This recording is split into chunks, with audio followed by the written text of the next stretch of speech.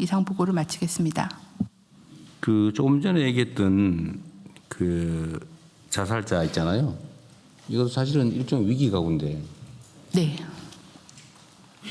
뭐 배고프다, 뭐 혼자 외롭다, 병들었다 이거는 체크가 되는데 빚져 가지고 끙끙 앓고 있는데 죽어야 되겠다 이런 사람들은 징후나 이런 게 없을까요? 저희가 현재 그 자살 상담센터나 그냥 드린 먹거리 복지 연계를 할 때 그 위기를 촉발한 위험 요인이 뭔지를 파악을 해서 그게 빚이나 금융에 대한 부분이면 신용회복위원회나 아니면 서민금융지원센터라거나 각 부처가 운영하고 있는 취약계층 지원센터랑 상호 연계하고 있습니다. 그리고 혹시 법무부 있잖아요. 그 지금 벌금 못 내가지고 환영 유치된 사람들, 벌금 대신에 징역 사는 사람들 숫자 혹시 대충? 노역장 유치자가 지금 평균 1,550명 정도 됩니다. 1,500명 정도? 예. 한 개 교도소 정도 되네요. 네네. 굉장히 심각합니다. 그래서 이거에 대해서 저희들이 노역장 유치된 사람들 기본적으로 고령이고 노동 능력 없는 거의 이런 분들이기 때문에 노역장 유치 해놨지만 80% 이상이 노역을 못하는 상황입니다.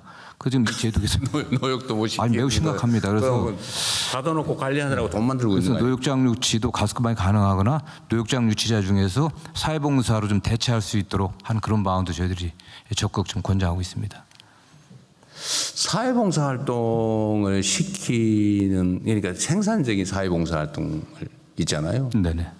그런 걸 좀 시키고 벌금을 좀 까주는 것도 한번 검토해 보면 좋겠네요. 예, 그래서 좀 제가 취임 처음 그 법무부 장관 취임 후에 이걸 보니까 너무 심각해 갖고요. 계속 제도 개선을 좀 해오고 있고 많이 좀 전보다는 강하게 집행을 안 하고 있는데 법률 개정 사항도 있고 또 당사자들이 노역장 유치 대신 사회봉사를 이제 신청을 해야 되고 법원에서 처음에 또 사실은 그걸 해줘야 되는데 그것도 저희들이 좀 적극 안 법원이야 하고 형량을 있습니다. 선고 안 할 수가 없겠죠. 네네. 그런데 벌금 빌려주는 저 민간은행 있죠. 벌금이요? 벌금 빌려주는 거 있잖아요. 그건- 사회운동 차원에서 하는 거 있어요. 그건 처음 들어봅니다. 그 장발장은행이든가? 장발장은행이라고요? 그죠? 예. 근데 내가 장발장은행에 저도 사실은 관계가 좀 옛날에 있었던 사람인데 내가 뭐 이해충돌은 아니고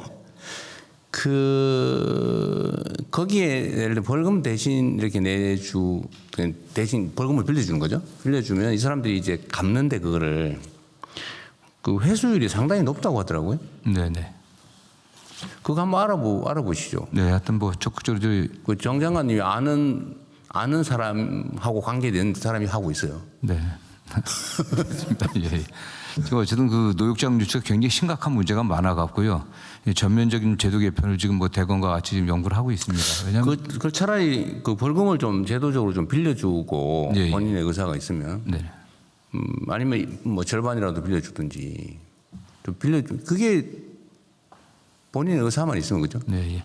근데 현실적으로는 어쨌든 조금 전에 말씀드린 것처럼 이게 전혀 그 형벌의 효과를 뭐 아무 의미가 얻고 없잖아요. 있거든요. 물론 이제 벌금이 형벌의 효과가 있는 사람도 있는데 개인적으로 보면 그 형벌은커녕 오히려 피차 간의 부담만 되는 경우가 오히려 많지 않나 싶어요. 아니, 참 그 대통령께서 지적하신 것처럼요. 최근에도 노역장 유치를 해왔는데 상당히 그 중증 질환이 있어갖고 병원에 가서 입원시켜갖고 국가가 한 3천만 원 정도 병원비만 들은 사례도 있습니다.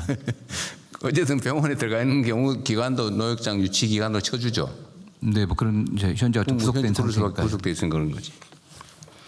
하여튼 이런 게 이제 불합리인데, 하여튼 그거 한번 알아보세요. 장발장은행에 필요하면은 뭐 민간의 모금을 우리는 지원을 해주든지 아니면 뭐 재정적 지원을 해주든지. 네네. 근데 갚는 비율이 높다고 하더라고요. 네. 한번 점검해봐 주시고요. 네, 확실히 제도 개선하도록 하겠습니다. 네. 네.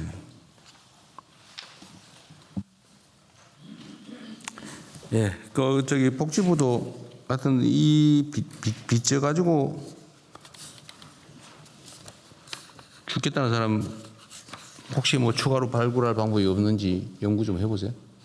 저희가 오늘 보고 드린 것처럼 복지 위기 가구를 매년 조사할 때 그 읍면동 담당자들이 위기 여부를 조사하고 위기의 원인에 대한 부분들을 파악해서 원인별로 관계 부처하고 협의하고 있어서요. 그 과정에서 개인 채무나 이런 불법 추심 이런 문제들을 좀 적극적으로 확인하고 네. 연계하겠습니다. 이게 그 정말로 내가 재산이 있는데 떼먹어야지 그러고 조세 회피하거나 뭐 이런 악질적인 사람들의 경우는 말고 네. 이 죽는 사람들은 사실은 착한 사람들이거든요. 잘 제도를 모르는 경우도 제도도 있어서 모르고 빚은 반드시 갚아야 되고 네.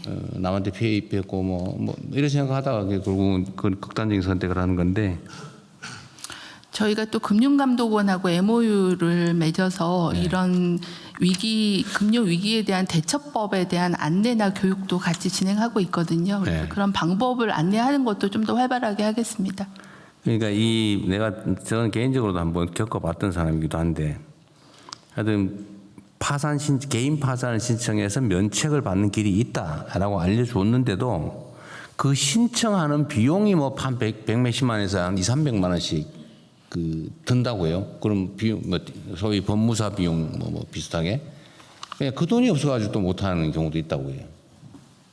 먹고 죽을래도 뭐가 없다는 얘기처럼. 그럼 그 파산 면책 처리 비용 지원이라도 뭐 좀 해주든지. 그 지금 법률구조공단에서 일부 제가 정확히는 모르겠지만 일부 하는 걸로 알고 있는데 이 법률구조공단에서 해야 될 것 같습니다. 이게. 네. 예. 그러면은 그거를 광고를 좀 대대적으로 해요. 이거 모르는 사람이 너무 많거든요. 네네. 하여튼 이게 아까도 얘기지만 다시 자꾸 얘기해서 그러긴 한데 이게 원래 빚을 지르는 원인은 채무자가 잘못한 것도 있지만 채권자가 그걸 고려해서 빌려줘야 된다는 것도 있다고요. 그 채권자들은 원래 그 일부는 떼일 걸 각오하고 그게 다 이자 비용이 포함되어 있잖아요.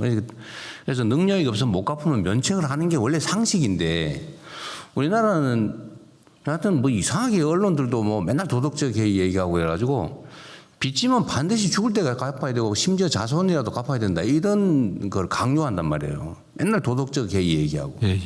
어떤 바보가 그 신용불량에 취직도 못하고 일상생활 못하면서 능력되면서 돈 띄어먹겠어요. 그 상식밖에 얘기거든. 근데 그거 자꾸 그런 걸 조장을 해가지고 빚지면 죽을 때까지 갚아야 된다 이 생각 때문에 그런 제도가 있는 것도 모르고 활용도 안 하고 그러다 결국 죽고 그리고 아주 오랜 시간 경제활동도 못해서 국가적으로 손실 아닙니까? 그래서 이 홍보도 좀 그러면 예, 좀 구조공단이 대대적으로 좀 하든지 예. 빚을 져서 갚을 능력이 안 되면 파산 면책할 수 있고 채무 조정할 수 있다. 이걸 대대적으로 알려서 너무 상식적으로 다 그렇게 처리해 줘야 돼요. 네네. 선진국들 다 그렇게 하잖아요. 비용이 필요하면은 기획예산청에서 좀 챙겨주도록 하시고요. 예. 하여튼 너무 답답하고 안타까워서 자꾸 많이 얘기하게 됩니다.